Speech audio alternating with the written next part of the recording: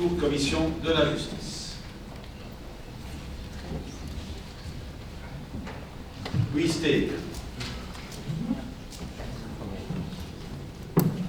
Anthony.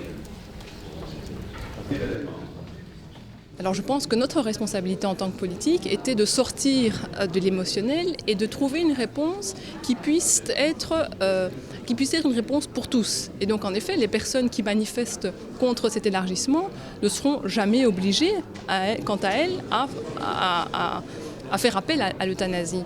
Alors que si effectivement on ne légiférait pas, les mineurs en demande n'étaient jamais entendus.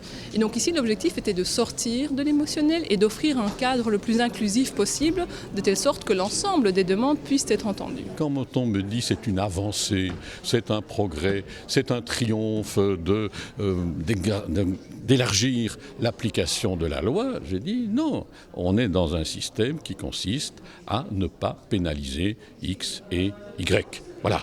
Mais maintenant, il y a d'autres techniques que l'euthanasie. Ce qui me dérange un petit peu, c'est que cette euthanasie, pour l'instant, est mise sur le pavois comme une sorte de moyen exclusif et privilégié de répondre aux problèmes de souffrance de l'enfant. J'ai vu des enfants de 10 ans qui avaient été opérés une fois, 2 fois, qui avaient eu de la radiothérapie, de la chimiothérapie et qui disaient « je ne veux pas en cours de traitement supplémentaire » et qui l'exprimaient avec une maturité bien plus grande qu'un citoyen de 25 ou 30 ans. Il faut avoir vécu cela. Alors je crois que quand il y a une demande, il faut l'entendre, il faut s'assurer bien sûr que l'enfant a bien cette capacité de discernement, raison pour laquelle on n'a pas mis une limite d'âge, parce qu'à âge égal, 2 enfants n'ont pas la même maturité.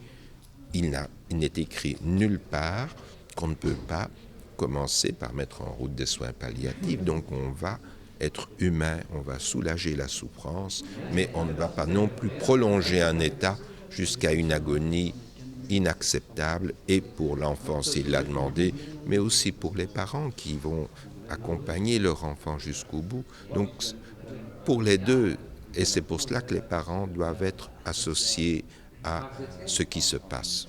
Toutes les lois que nous avons votées, ce sont des lois qui ouvrent des espaces de liberté, qui mettent des balises pour éviter que des abus puissent être effectués.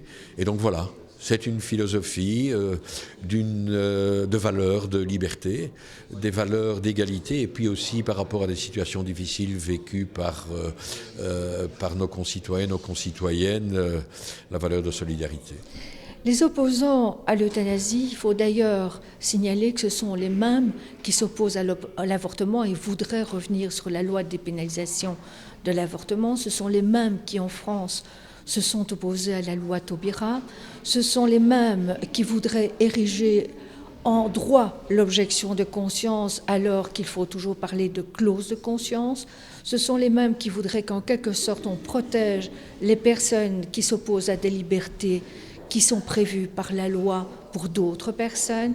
Ce sont les mêmes qui n'ont qu'un seul mot à la bouche. Nous sommes ceux qui détenons la vérité. Nous savons comment accompagner les personnes, et tout ce qui est avortement, tout ce qui est euthanasie, c'est un crime. Donc il n'y a pas moyen même de pouvoir dialoguer avec ces personnes, car nous sommes sur des planètes totalement différentes.